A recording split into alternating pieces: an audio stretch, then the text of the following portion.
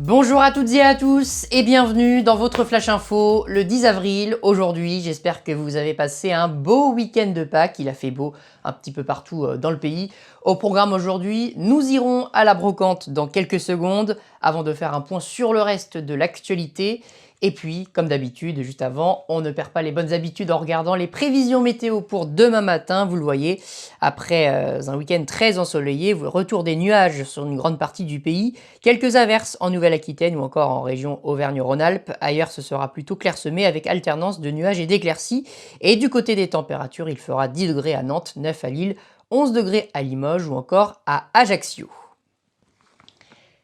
Et direction tout de suite la brocante pour commencer cette édition. Chaque premier dimanche du mois à Angers se tient une brocante professionnelle, alors que vous soyez expert ou non en la matière. Ce qui est bien, c'est que l'on trouve un petit peu de tout, des livres anciens à quelques objets insolites. Petite déambulation, regardez. Du monde pour venir dénicher la bonne affaire. Aux abords du château d'Angers, les allées sont remplies d'objets pour le moins atypiques. Autant se le dire, il y en a pour tous, que vous soyez profane ou non en la matière. Être brocanteur, c'est aussi une aventure de père en fils. On trouve des gens agréables qui aiment bien le livre, on apprend des choses, on rencontre des gens. Voilà, sur plein de sujets divers et variés. J'ai fait tomber mon fils dans la bassine du livre. Je suis un grand collectionneur de bandes dessinées, et lui, livre ancien, donc voyez, on se complète. Un moment pour se distraire ou se retrouver dans la quiétude angevine. Parfois, ce sont des objets auxquels personne ne s'attend que nous voyons. Ça peut être des montres, ça peut être des canifs, ça peut être des bijoux, voilà. Tout ce qui tient, j'allais dire, dans la main. C'est le plaisir de la rencontre, de discuter avec des gens, d'apprendre des gens, et parfois de leur en apprendre aussi un petit peu. Vous l'avez compris, plaisir de rencontrer des gens et réel attachement à cette brocante sont ce qui la caractérise. Angers, moi je suis originaire d'Angers, donc on connaît beaucoup de monde. Ça fait 15 ans que je déballe à peu près. Et puis donc on rencontre beaucoup de personnes du coin, un peu des autres départements. Et puis on a une clientèle d'habitués également qu'on a plaisir à retrouver tous les premiers dimanches du mois. Un voyage au cœur de notre histoire touristique, ferroviaire et artistique à certains égards. C'est une passion d'abord. Alors donc je ne fais ça que par passion. Ça fait combien de temps ? 15 ans. Promenade, rencontre et bonne humeur. La promesse en résumé de cette brocante mensuelle. Et la prochaine brocante professionnelle au château d'Angers aura lieu le 7 mai prochain, dimanche 7 mai prochain. Vous pouvez déjà le noter dans votre agenda.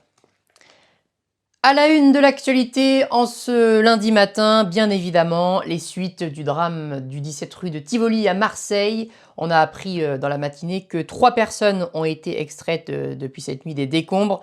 Les victimes n'ont pas encore été identifiées. 6 personnes restent toujours portées disparues à l'heure où je vous parle. Elles ne répondent pas aux appels des secours. Et vous voyez là quelques-unes de la presse nationale et voire même quotidienne et régionale. Les autorités parlent toujours d'un espoir pour retrouver d'éventuelles victimes.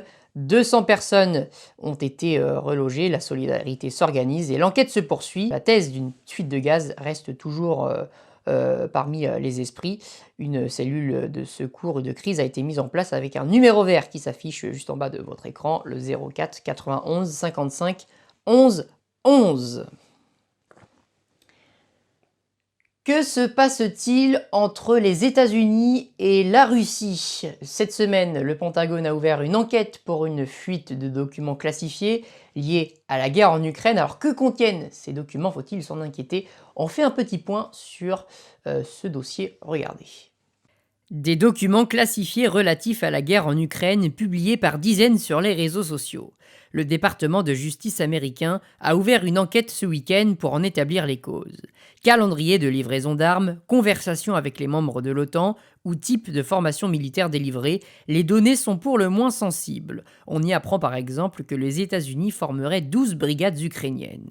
L'information, le nerf de la guerre. Jusque-là, rien de nouveau. Plus d'1 an après l'offensive russe, les négociations sont au point mort. Hier, le ministère des Affaires étrangères russe a appelé à un nouvel ordre mondial selon les intérêts du Kremlin. Entre Washington et Moscou, les relations sont plus que tendues. L'arrestation d'un journaliste du Wall Street Journal en Russie pour soupçon d'espionnage est un autre élément venant alimenter les tensions. Et restons un instant à l'étranger encore avec à Taïwan les manœuvres militaires qui se poursuivent. Grande manœuvre militaire par les Chinois. 11 navires de guerre et 59 aéronefs chinois sont mobilisés en mer méridionale de Chine pour le 3e jour consécutif. Le précédent exercice de grande ampleur a eu lieu l'été dernier. Les autorités chinoises parlent d'un bouclage de Taïwan. On a assisté cette semaine à un regain des tensions avec les États-Unis, qui sont alliés avec Taïwan, qui ont mobilisé leur destroyer USS Milnus, c'était lundi. Et en tout cas, ces tensions interviennent juste après la venue du président français Emmanuel Macron, qui a rencontré son homologue chinois Xi Jinping. On revient chez nous en France avec une annonce qui pourrait intéresser les plus bibliophiles d'entre vous, puisqu'à partir du mois d'octobre prochain, pour tout achat de livres commandés sur Internet, il faudra désormais payer 3 € de frais de livraison. Un geste en faveur des librairies qui fait suite à une loi du 30 décembre 2021 afin de favoriser l'économie du livre.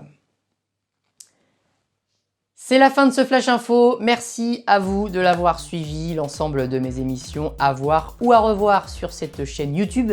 N'hésitez pas à vous abonner, à voir mes émissions sur le patrimoine angevin. De nouvelles émissions sont prévues dans les prochaines semaines. Moi, je vous souhaite une excellente semaine et je vous dis à bientôt. On se quitte avec les images de la brocante où l'on était en début d'édition. À bientôt, au revoir.